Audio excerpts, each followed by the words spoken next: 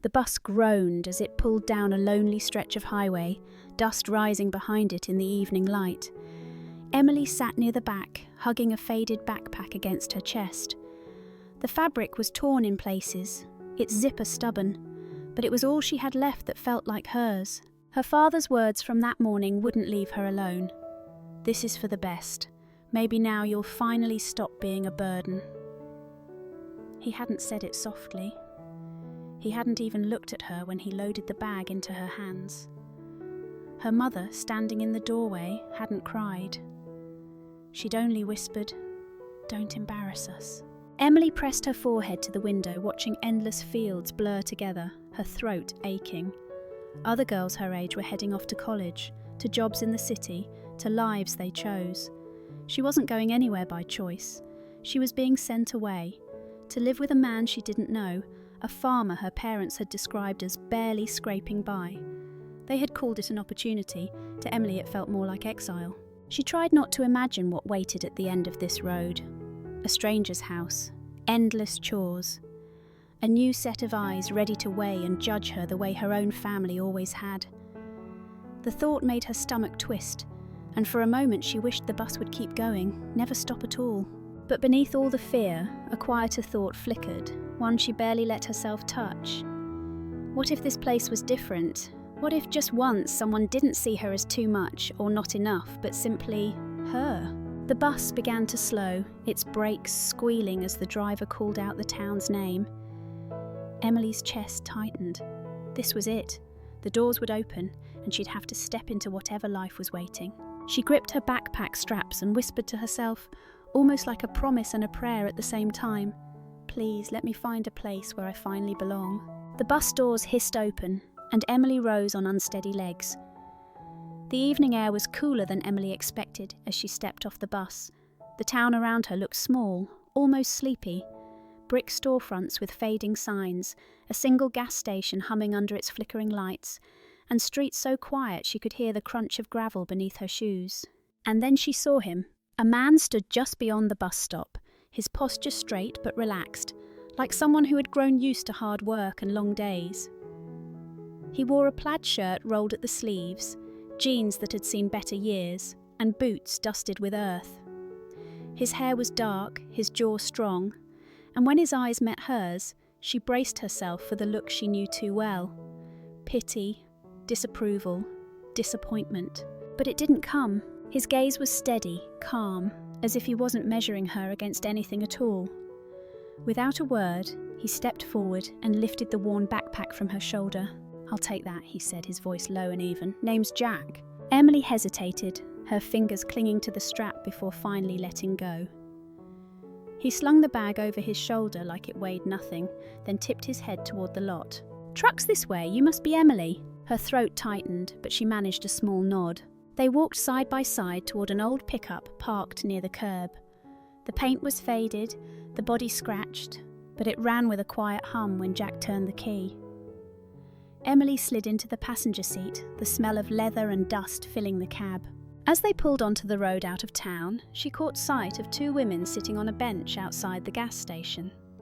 They lowered their voices the moment she looked their way.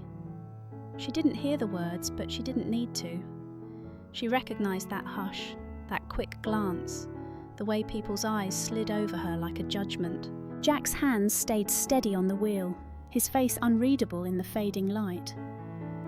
Emily pressed her palms together in her lap, her heart drumming in her ears. Her parents had told her she was being sent to a struggling farmer. But the way those women had looked at her, at them, made her wonder if there was more to this story than she'd been told. And as the town lights faded behind them, a thought crept in she couldn't push away. What exactly had she just been sent into? The drive out of town was quiet.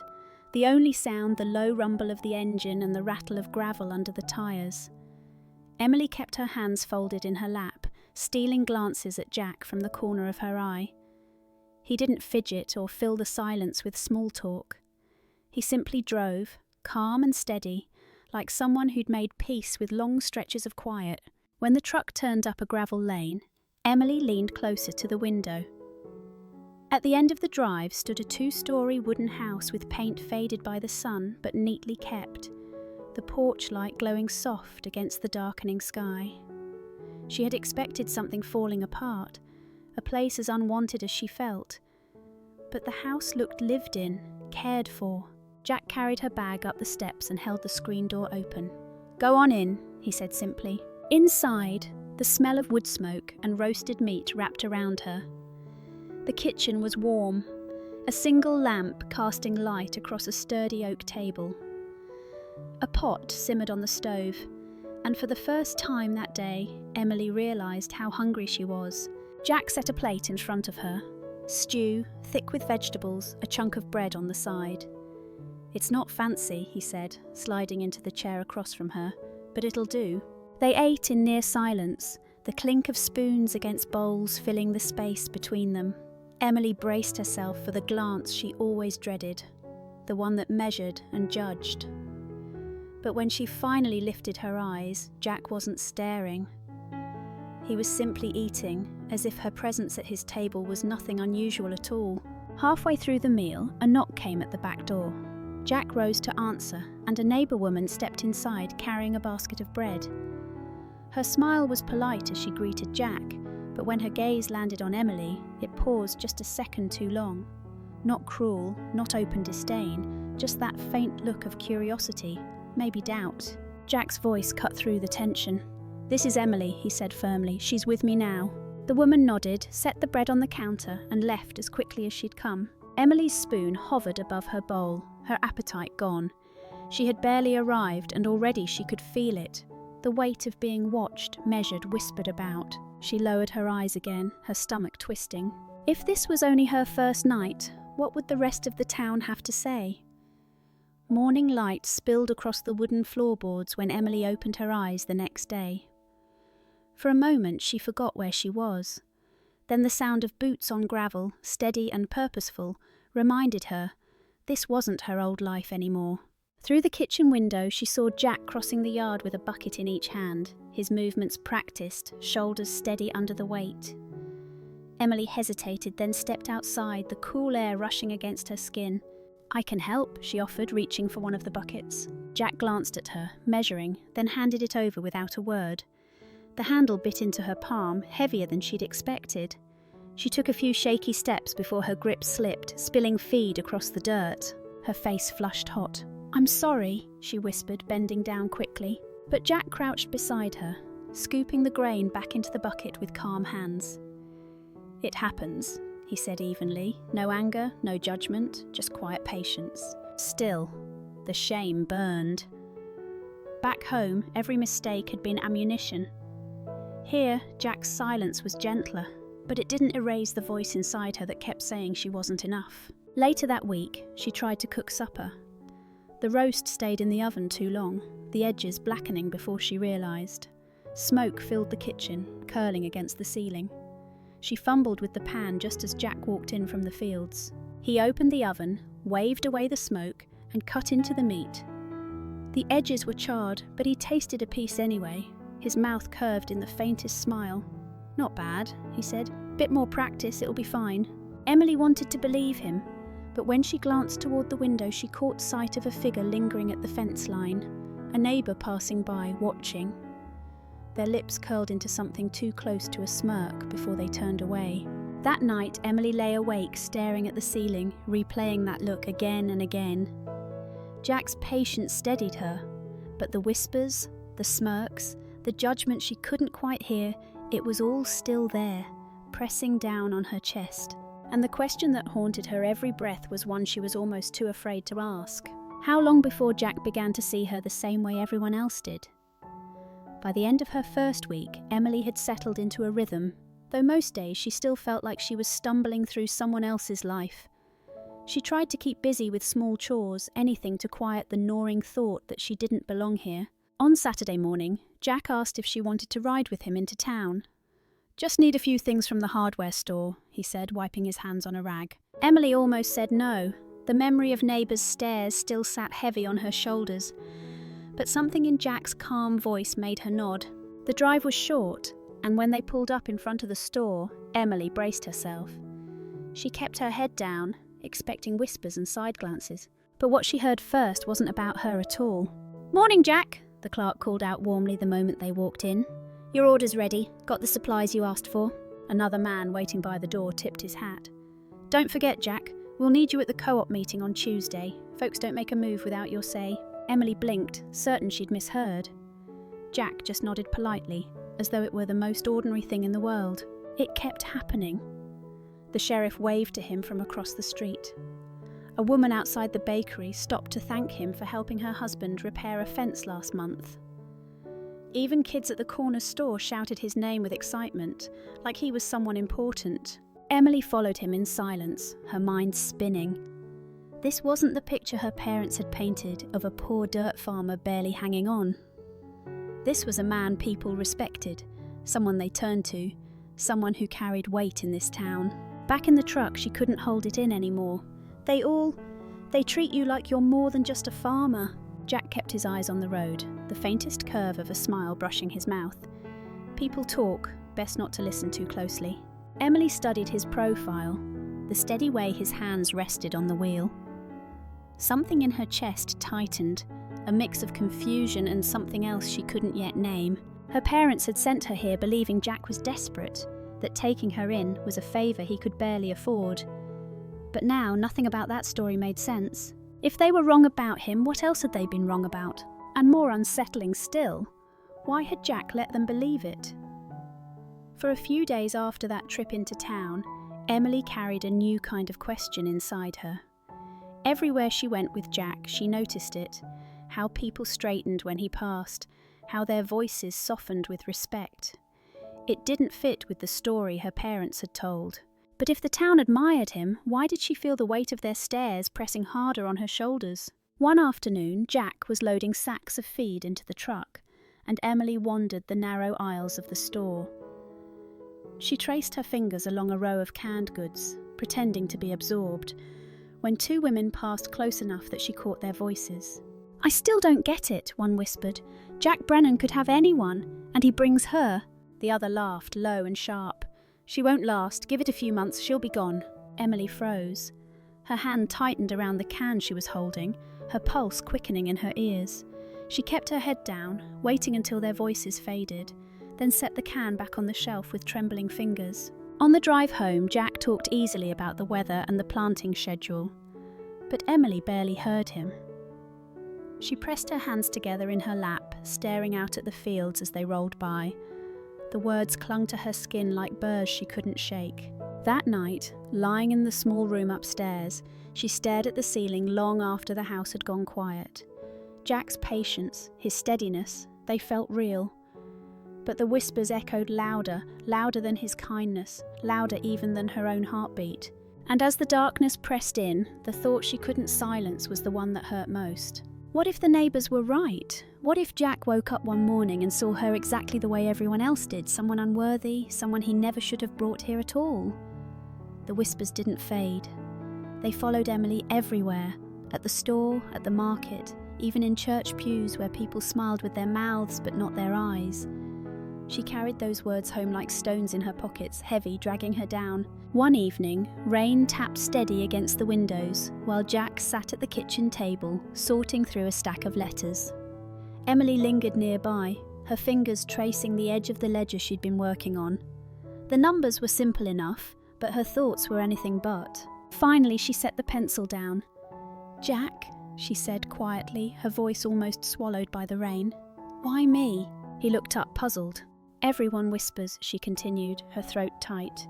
"They say I don't belong here, that you could have chosen anyone else, and sometimes I wonder if they're right." The silence stretched, heavy and raw. Jack leaned back in his chair, his hands folded, his gaze steady on her face. "I'll tell you the truth," he said at last, his voice low but firm. "Years ago, when your family's store was close to closing, I made it my habit to buy from them. Not because I needed more supplies, but because I couldn't stand the way they talked about you." Emily blinked, startled. "Me?" He nodded slowly. "I heard the way they dismissed you. Like you were a weight they carried, a problem they couldn't wait to be rid of, and I thought, no one deserves that." He paused, searching for the right words. "So when I heard they meant to send you away, I stepped forward. Not because I pitied you, but because I wanted you to have a place where you'd be treated with respect." Emily's eyes burned with sudden tears. No one had ever said words like that about her, not once. She had been a burden, a disappointment, a mistake. And yet here was this man, plain and steady, saying he had seen her differently all along. Jack leaned forward, his voice softer now. I know what it feels like to be unseen, to be overlooked, until you start to believe the worst about yourself. I didn't bring you here to confirm those lies. I brought you here because I thought maybe we could stop being alone. For a long moment, Emily couldn't speak. She gripped the edge of the table, trying to steady herself against the storm inside her chest. And yet, even as warmth flooded her, another thought tugged at her heart, sharp and frightening. Could she trust it? Could she really believe that someone like Jack meant every word? That he wouldn't change his mind the way everyone else always had?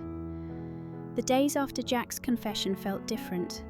His words stayed with Emily, circling in her mind each time she woke with the sunrise or folded laundry by the fire. He hadn't chosen her out of pity. He had seen something in her long before she believed it existed. That thought scared her, but it also gave her the smallest spark of courage. One evening, Jack came in with a stack of contracts and receipts, his brow creased. He dropped them on the table with a sigh. "These numbers don't make sense," he muttered. "I've gone over them twice." Emily hesitated, then pulled the papers closer. "May I look?" Jack slid the chair out for her, curious. She bent over the pages, her fingers steadying against the wood. After a few minutes of silence, she pointed at a line of figures. "This is doubled. They're charging you twice for the same shipment." Jack leaned over her shoulder, his expression shifting as he saw what she meant. Slowly he let out a low breath. "You're right." She scribbled a quick correction in the margin, then checked the next page.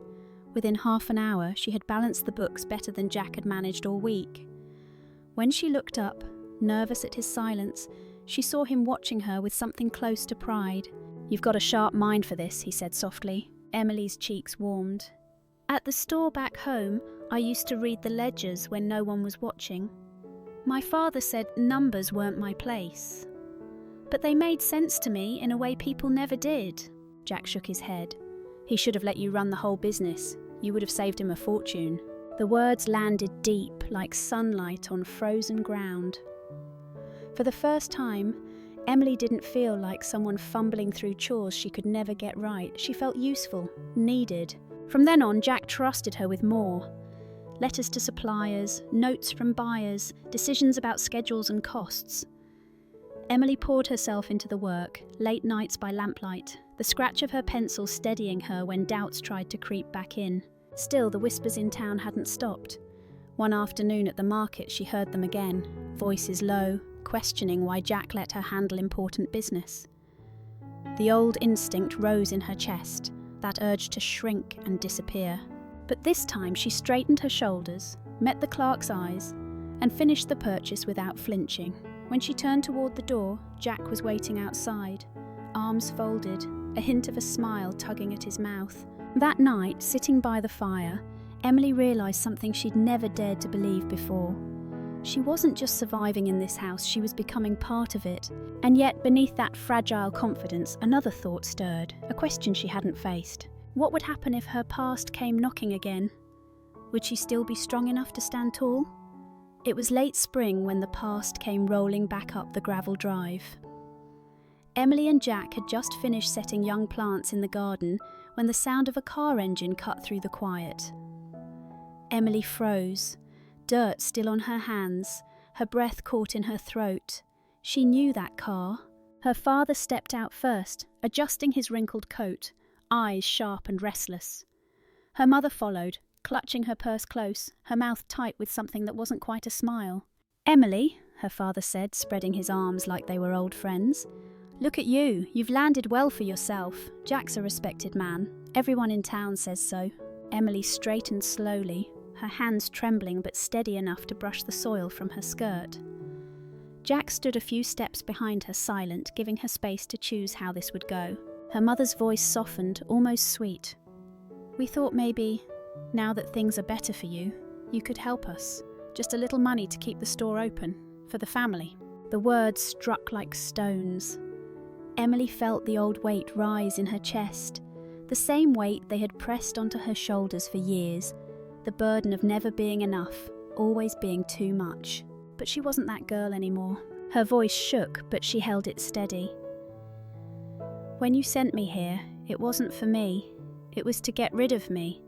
You called me a burden, and you made me believe it. And now you come back only because you think I have something you want. Her father's face hardened. You don't understand? No, Emily cut in, her words sharper now. I understand perfectly. I was never your daughter in your eyes, just a problem to solve. But here, I'm seen, I'm valued, and it has nothing to do with you. The silence that followed was thick, broken only by the wind moving through the fields. Her mother's lips trembled, but her father turned on his heel, muttering under his breath as he marched back to the car. The engine roared, gravel spitting as they pulled away. Emily stood rooted in place, her heart racing, her whole body shaking. But it wasn't fear this time, it was release. For the first time, she had spoken the truth out loud, and nothing in the world could take it back. Behind her, Jack's hand rested gently on her shoulder. No words, just quiet strength. Emily drew in a long breath, the sky wide and open above her. She had chosen her place. But as she looked out across the fields, one thought lingered in her chest, soft but insistent. Was it really over with her family, or would the shadow of their judgment follow her forever? Summer stretched wide across the fields, green rose swaying under the wind. One afternoon, Emily stood on the porch with her hands resting against the rail. The smell of cut hay carried on the breeze, and in the yard below, 2 children ran laughing through the grass, their voices rising into the open sky. Jack leaned against the post beside her, hat tipped back, watching with the kind of quiet pride that had become second nature to him. Emily glanced at him, then back at the children, her chest filling with something she still didn't have words for. There were moments, small ones, when she caught herself thinking of the girl she used to be, the one who had boarded a bus with nothing but a worn backpack and the weight of her family's rejection on her shoulders.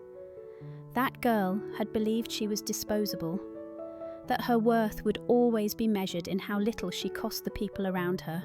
But standing here, in this home she had helped build, Emily felt the truth settle deeper than ever before. She had never been disposable. She had always been more than enough. It had just taken the right place and the right people to remind her. Her thoughts drifted briefly to her parents. She hadn't heard from them since that day they drove off, anger sharp in her father's face, silence heavy on her mother's lips. And maybe that was best. For the first time, she didn't ache for their approval. She had learned something far more lasting, that family wasn't about blood or duty, but about love freely given, about respect that didn't have to be earned. Jack reached for her hand, rough and warm, and she let her fingers slip easily into his. "You all right?" he asked, his voice low. Emily smiled, her eyes soft as she watched their children dart across the yard, hair flying, laughter ringing out. "Better than all right," she said. The sun dipped lower, casting gold across the porch, the fields, the home that now truly belonged to her. Emily drew in the moment, knowing what she had gained was not just comfort, not just safety, but something deeper. She had found a place where she was seen, respected, and loved. And for the first time in her life, she knew with certainty she was exactly where she was meant to be. Lesson Emily's journey reminds us that true worth is never defined by the voices that try to diminish us. It is discovered in the places where love is steady, respect is real, and we are free to grow into who we were meant to be. Question: have you ever felt dismissed by the people who should have valued you the most, and later found strength in an unexpected place?